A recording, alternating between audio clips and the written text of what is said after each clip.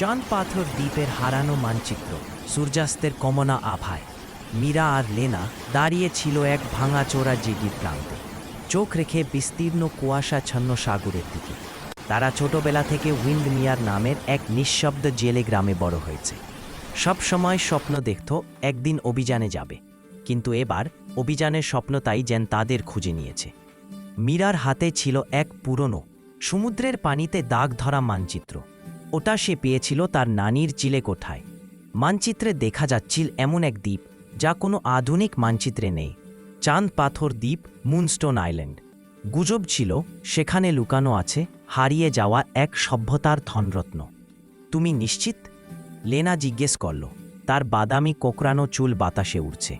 মীরা হেসে উঠল, চোখে ঝিলিক। একদম না, আর সেটাই তো মজার। ভোরবেলায় তারা যাত্রা শুরু করল মীরার ছোট নৌকা দ্য হুইসপারিং গাল নিয়ে। শুরুতে দেও ছিল শান্ত, বাতাস ছিল মিষ্টি, কিন্তু কিছুক্ষণ পরই আকাশ কালো হয়ে গেল। বজ্রপাত, গর্জন আর বৃষ্টির চাবুকের মতো আঘাত। কম্পাস পাগলের মতো ঘুরছে, কিন্তু লেনা যেহেতু ভালো নাবিক, দৃঢ়ভাবে দিক ঠিক রাখ। সে চিৎকার করে বলল, তারার উপর ভরসা রাখো, ঝড়েও তারা লুকিয়ে যায় না। ভোরের আলো ফুটতেই সাগর আবার শান্ত হলো। কুয়াশার ভেতর থেকে বেসে উঠল এক খাস কাটা ছায়া। দ্বীপটা তা নেমে এল এক রূপালী বালির সৈকতে, যেখানে পাহাড়ের গায়ে ঝলঝলে নীল পাথর বসানো। মানচিত্রের দিক ধরে তারা ঠকে পড়ল ঘন জঙ্গলে, আর শেষে পৌঁছল এক ঝর্ণার কাছে, যেটা দেখতে যেন তরল কাঁচের মতো চকচক করছে।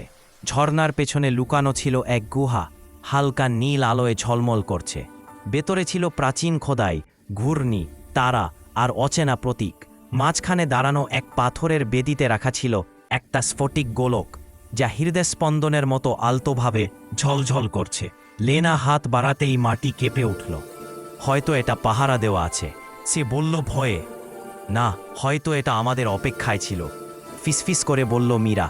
হাত রাখল লেনার হাতের পাশে।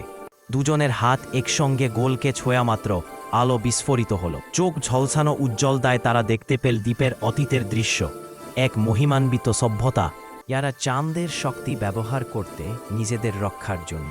আর এক মহাঝড়ে তাদের শহর সমুদ্রগর্ভে ডুবে গেল। আলো নিভে আসতে গোলক ফেটে গেলে তার জাদু ফুরিয়ে গেছে, কিন্তু তার জায়গায় পড়ে আছে একটি রূপালী লকেট, তাতে খোদাই করা সেই একই ঘূর্ণি প্রতীক। মীরা হেসে বলল, দেখে মনে হচ্ছে আসল ধনটা ইতিহাসই ছিল। লেনা হেসে উত্তর দেল, আর হয়তো বন্ধুত্ব, তবে একটা চকচকে লকেট মন্দ নয়। তারা ভাটার জোয়ারে নৌকা নিয়ে ফিরে চলল বাড়ির দিকে, হৃদয়ে ভরে গেলে বিস্ময় আর শান্তিতে। দ্বীপটা আবার মিলিয়ে গেলে কুয়াশার মধ্যে, যেন পরের স্বপ্নদর্শী দুজন অভিযাত্রীর অপেক্ষায়।